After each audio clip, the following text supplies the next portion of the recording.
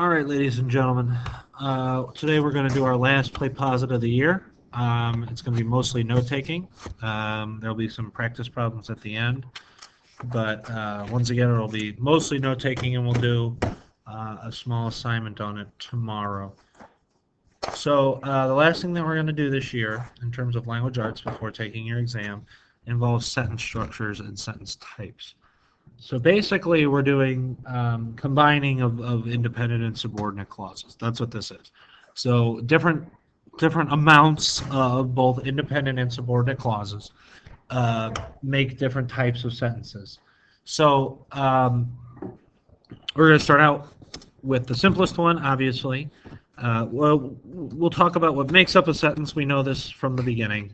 You know, the basic elements of a sentence are a subject and a predicate. We know that we add on to that a complete thought because that's the difference between an independent and a dependent clause. Independent clauses have a complete thought and dependent clauses don't have a complete thought. So, Mary plays tennis. Subject, predicate, complete thought. What does Mary do? She plays tennis. Simple sentences are ones that only have one subject and one predicate. Or what you should write down is, if you'll indulge me. All right, that's better. So basically the definition that I like to give for a simple sentence isn't that it has one subject and one predicate, because we know that simple sentences can have compound subjects and compound predicates. What you should really write down is that a simple sentence is one independent clause, meaning that it has one pair of subject and verb. It has one pair of subject or verbs, or one subject-verb relationship.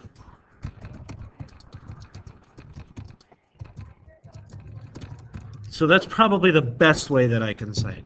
It's got one subject-verb relationship. Because, as I said, we can do, have compound subjects.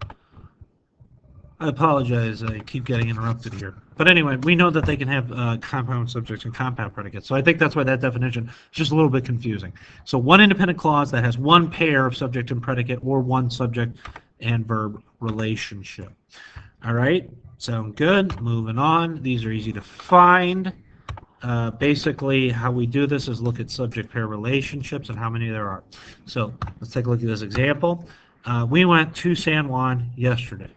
It's a simple sentence. It's got one subject and one verb pair. We went.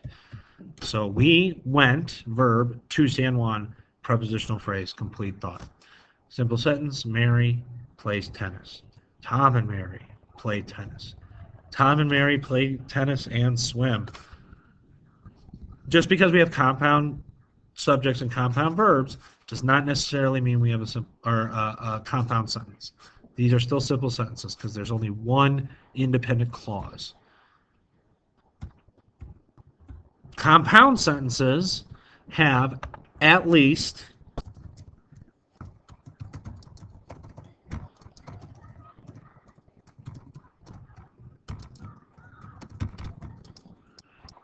I'm not spelling well today. I apologize.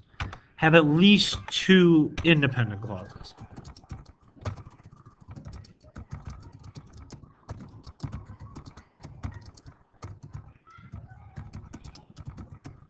And I say it that way because they can be made up of more than two independent clauses. It could be made up of 14 billion independent clauses. But as long as they are all independent clauses, the sentence is compound. So compound has more than one part that can stand alone, more than one independent clause. We make them by using coordinated conjunctions, conjunctive adverbs, or semicolons. So if you see any of those elements in a sentence, chances are you've got some kind of compound element in that sentence. So, for instance, we went to San Juan and most of us danced all night. Both of these are independent clauses. We went to San Juan, most of us danced all night. It's combined by a coordinated conjunction and a comma. We have a compound sentence. And we're not going to go through the whole thing. Coordinating conjunction, comma, those are our fanboys. So if you remember correctly, our fanboy conjunctions for, and, nor, but, or, yet, and so. So if you see one of those with a comma in a sentence combining two independent clauses, you have a compound sentence. Or something that has compound elements. So Tom swims and Mary plays tennis. When we have them right here. Tom swims and Mary play tennis. Once again, we got it. We have compound sentences that can be formed with these conjunctive adverbs. So go ahead and write these down real quick. Moreover, however, there, otherwise, or therefore, there can be more. These are just examples. But if you take a look at the punctuation, they always have, they're always surrounded by a semicolon and then a comma. So you'll notice them, and once again, you're really looking for subject and verb pairs. So Bob is handsome, moreover, he is rich. Bob is handsome, he is rich, two independent clauses. I'm just giving you things that can combine them, but it's not so difficult. I'm not really asking you to identify those things. They're just kind of tools that you can use when looking to see how many clauses you have in a sentence. Also, just semicolons by themselves, which you don't have to worry about this stuff. Semicolons by themselves. So basically, two sentences can be combined using a semicolon. And that is just, just put it in there. It'll look like this. Tom has benefited from his exercise program. He is slim and energetic. So whenever you really see a semicolon in a sentence, you should be looking for at least some kind of compound element. So here we have complex sentences. Complex sentences have only one independent clause and at least one subordinate clause, meaning that there can only ever be one independent clause, but there can be more than one subordinate clauses. Let's see what this PowerPoint has to say about it. Probably not as good as a definition as I provided. A complex sentence has two parts, one that can stand alone, one that cannot. Once again, not necessarily what I would say. So since my boyfriend and I wanted to have fun, we went to San Juan yesterday. So since we wanted to have fun, that's your subordinating conjunction and your subordinate clause. Remember, we know that subordinate clauses don't just start with subordinating conjunctions. They can also start with relative pronouns and relative adverbs.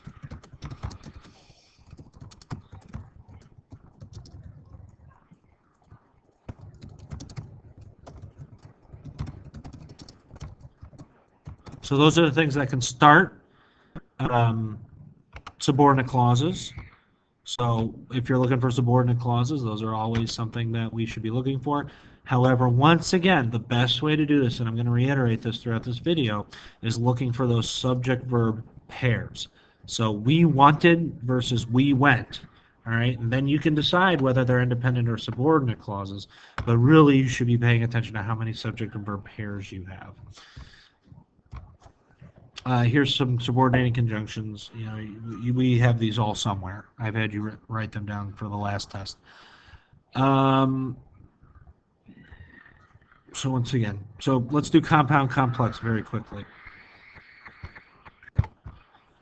So this is the one where we kind of tie it all together. Compound complex sentences contain more than one independent clause and at least one subordinate clause. So if you want to look at it like that, it's exactly what it is. It's a compound sentence that has a subordinate clause. And I'll even write that down because that's a pretty good definition, probably better than the one you're going to get. It's a compound sentence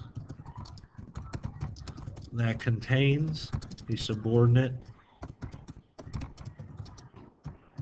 clause, which makes it a compound complex sentence. So what that looks like is something like this. Since we wanted to have fun, subordinate clause. My boyfriend and I went to San Juan yesterday, independent clause. And we danced all night, independent clause. Once again. So we're going to take a look at these exercises really quick. I want you to tell me what kind of sentences we have. All right, so for the first one, we should have had simple. The bell rang. We have one subject verb pair, so very simple. The bell rang. For the second one, Bridget ran the first part of the race and Tara biked the second part. We have two independent clauses, a coordinated conjunction combined by a comma, compound sentence. He stands at the bottom of the cliff while the climber moves up the rock. He stands at the bottom of the cliff is independent while the climber moves around the rock. That seems to me to be subordinate. So yes, we have a complex sentence.